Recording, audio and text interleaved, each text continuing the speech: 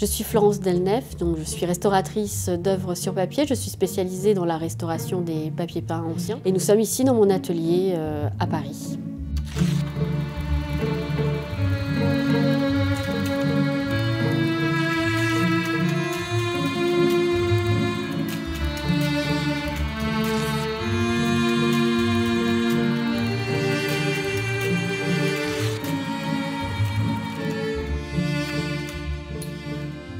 Alors le nettoyage du papier peint a commencé par le dépoussiérage. Donc c'est l'étape numéro 1.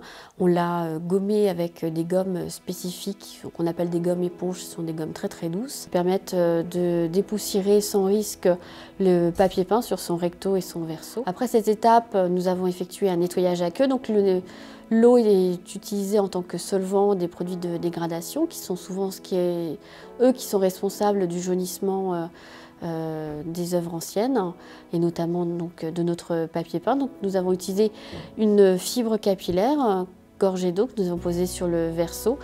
On l'a laissé à peu près une demi-heure et ça a été suffisant pour que ces produits de dégradation, donc ce jaunissement, remonte à l'intérieur. Puis nous avons laissé le papier peint sécher tranquillement et on en a profité pour enlever différentes projections qui étaient présentes sur le papier peint. C'était des projections de plâtre et de peinture qui ont sans doute été faites lors de travaux dans la pièce.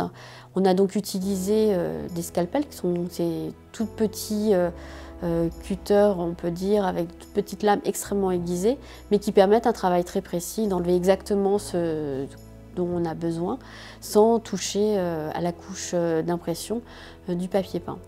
On a pu passer à l'étape suivante, qui est l'étape de consolidation.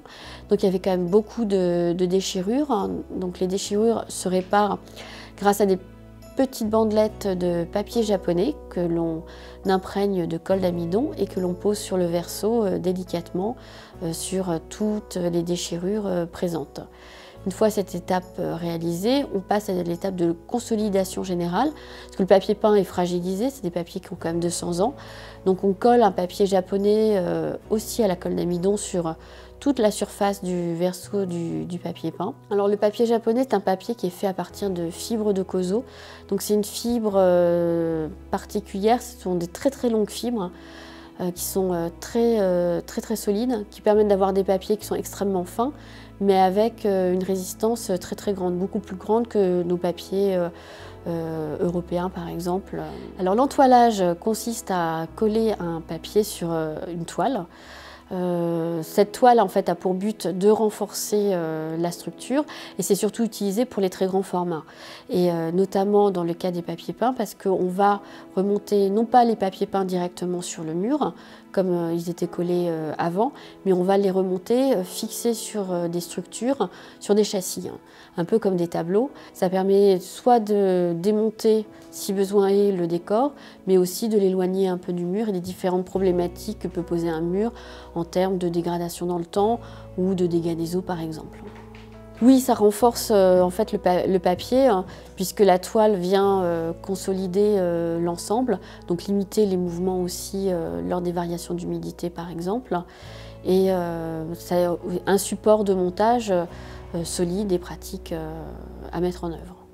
Entre le papier peint et la toile, on a 2 couches de papier japonais qui ont été posées, qui ont pour but de stabiliser le papier, mais aussi dans un temps futur, si on doit restaurer ce décor, de permettre d'intervenir sans prendre de risques, c'est-à-dire qu'on peut retirer la toile.